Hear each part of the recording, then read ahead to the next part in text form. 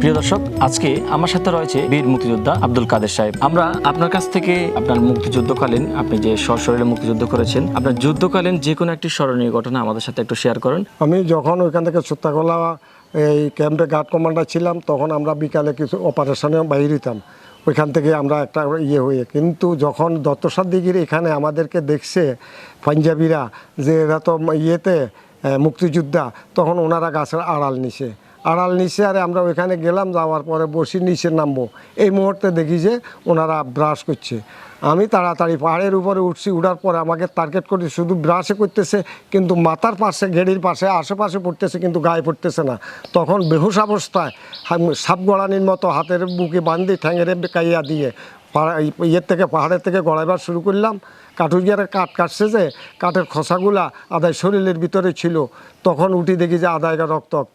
এখন কোনোরকম কিছু না পাইয়ে কি করব, ওখানে যাই ওষুধ কোথায় পাবো? ক্যাম্পও একটু দূরে যাইতে, লগেরগুলা তো বিচ্ছিন্ন, কে কোথায় চলে গেছে। পরে যাইয়ে কোনোরকম রক্তাক্ত অবস্থায় গেছি। তো আল্লাহ পাক রব্বুল আলামিন ওই মুহূর্তে ওই কিছুটা যদি হয়াত না থাকতে বাঁচবার মতো না এই বাঙালি ব্রাশের থেকে। এটাই আমার স্মরণীয় ঘটনা।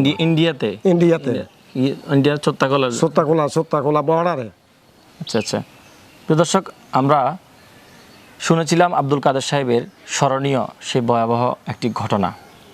তিনি সশরীরে মুক্তিযুদ্ধ করেছেন। 1971 সালের সেই মুক্তিযুদ্ধে তিনি অংশগ্রহণ করেছিলেন। তো আমরা ধারাবাহিকভাবে আপনাদেরকে আমাদের দাগনভূঞা উপজেলা বা ফেনী জেলার মধ্যে, বিশেষ করে দাগনভূঞা উপজেলার মধ্যে যত মুক্তিযোদ্ধা রয়েছেন সবার আপনাদেরকে তাদের সাক্ষাৎকার বা তারা যে সশরীরে কীভাবে যুদ্ধ করেছেন সেই ভয়াবহ বিভিন্ন ঘটনা আপনাদের কাছে তুলে ধরার চেষ্টা করব। তো সর্বশেষ বীর মুক্তিযোদ্ধা আব্দুল কাদের সাহেব, আপনার প্রতি কৃতজ্ঞ জানাচ্ছি। আপনাদের ত্যাগের বিনিময়ে আমরা একটি স্বাধীন দেশ পেয়েছি, এজন্য আপনার প্রতি কৃতজ্ঞতা জানাচ্ছি। ধন্যবাদ আপনাকে। আপনি যে এটা করছেন, আপনাকেও ধন্যবাদ। ধন্যবাদ। আসসালামু আলাইকুম।